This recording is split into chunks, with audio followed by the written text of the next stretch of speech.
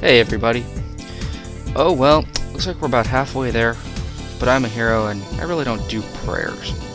So let's get back into the action here on part 15 of I Played a Thing Revelations Persona Edition by the Foxish. Here we go to floor 4. Gonna kill us some more people. For a bunch of high school kids, these guys really seem to have acclimated towards the concept of mass murder and mayhem pretty quickly. Maybe it's the demons? I don't know. It's really kind of hard to...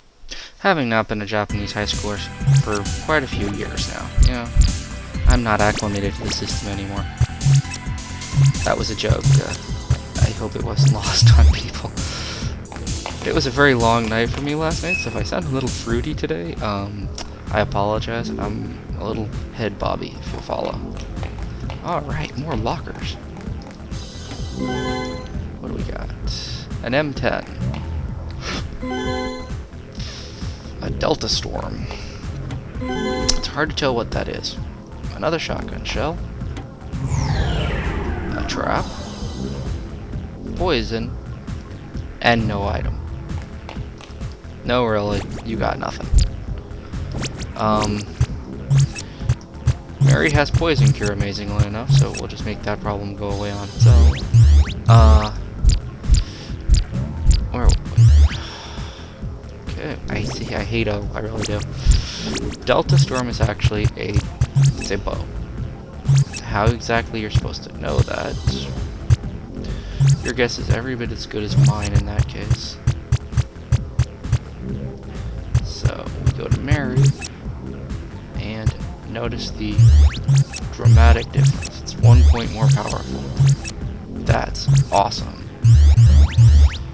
Well, what you may not notice is you notice that this does 2 attacks. This is capable of 2 hits. The Delta Storm is capable of 3, which means that it does 1 more point of damage, but it does it 3 times per turn instead of 2, which makes her bow much more lethal. Bows tend to cycle like that a lot. Guns do it too. Guns, actually ranged weapons in general, specify their number of attacks per turn as part of their information. Melee weapons are always 1 hit per turn. It's just one way to tell whether or not something is a melee weapon or a ranged weapon. That, and they'll have different statistics. Alright. I mentioned at the end of the last video that there was a sneaky back route. This is that. This actually drops down to a single room on the 3rd floor. And I believe there's another one that does the same thing for 5th floor, where you can actually come all the way back down to a much lower floor and get some stashed equipment. Like I've said repeatedly, every time you have an opportunity to get a stash, get a stash. The equipment is invaluable. Even useless looking things like Ribitolin or Ribotan or whatever it is, and herbs can come in handy. I tend to not use them very often because spells are every bit as effective. Die ill cures ill. Ill is a status condition. Gift box is another item you can actually roll into a character, or into a persona during fusion. So the only thing we really got out of that was the black shoes. You pretty well know what to do with the black shoes. Make sure your frontliners have good stuff.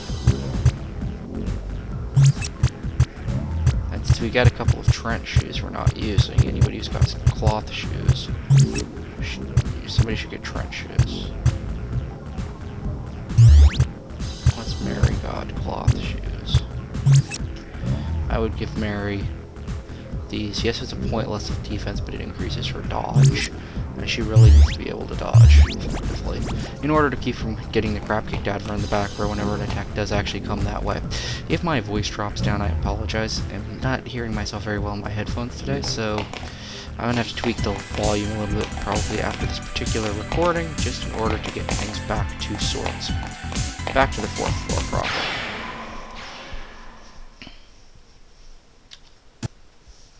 One thing I've noticed about the security cards this time while I was actually playing through this particular level, they are not contactable. You cannot use the negotiation system to try and recruit them. They will not listen. All you get is ... and they never actually actively respond to you. There are actually about 24 enemies, if I remember correctly, that work that way. And whenever I say if I remember correctly, take that with a grain of salt, because my memory is famously useless. They're basically boss enemies, for instance, whom there's no reason for you to get their spirit cards or bonuses. I mean, what would you do with them? Okay, that's the 4th floor. So let's go on up to the 5th. The 5th actually has a couple of corners we're going to need to poke around in before we actually say, hey, Guido. But this is where the roof access is and where Guido's office is, so that we can go kill him. Oh no, that's a 2nd level security guard. I'm going to edit the fight out as always because these take a really long time. Be back. Okay, we're done. I think I'm a little more powerful in this at this point than I need to be, because the security guards are not giving me nearly the trouble I'm used to them giving me. Meaning that they're probably not as strong as I usually are when I come up at this point. Then again, I'm also happily spamming them with magic. The key to a lot of success at this point in the game is the word all. All spells like freeze all, freezer all, wind all, ray all, pin all. Oh gosh. Another fight from behind. Okay, time to flip the battle order back around, because I didn't do it in that fight, I actually did it the pain in the butt way backwards. It actually worked out, so I'm not going to argue with it.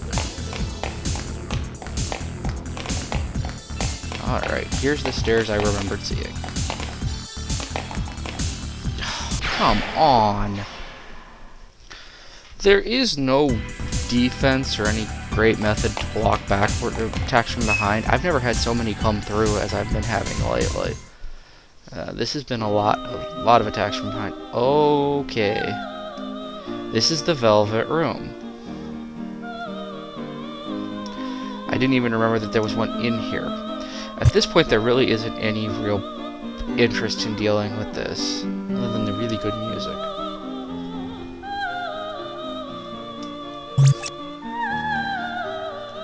Igor is basically, and the Velvet Room are persona management. You can fuse, install new ones. You can't equip personas outside of the Velvet Room, so don't even bother. You can't. It will not happen. You have to be in that room talking to him.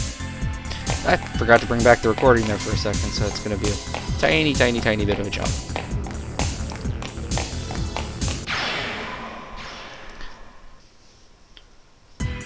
I swear there really is a point to where I'm walking to. That's why I'm doing it. I don't remember specifically what it is, but I'm sure there's a point. Persona does not generally throw things at you for no reason, so if there's a long path to something, there's probably a point. And out of the blue, those demons wanted to talk to me, and I got a relatively low-end spell card. I generally don't fight with this idea.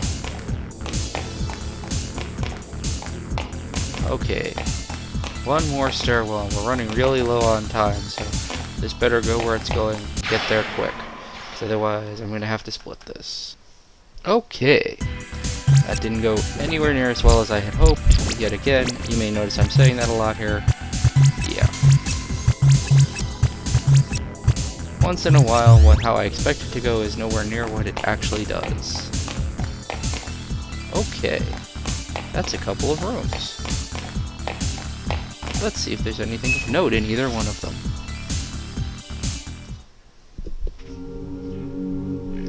Why, it's an Augustus tree.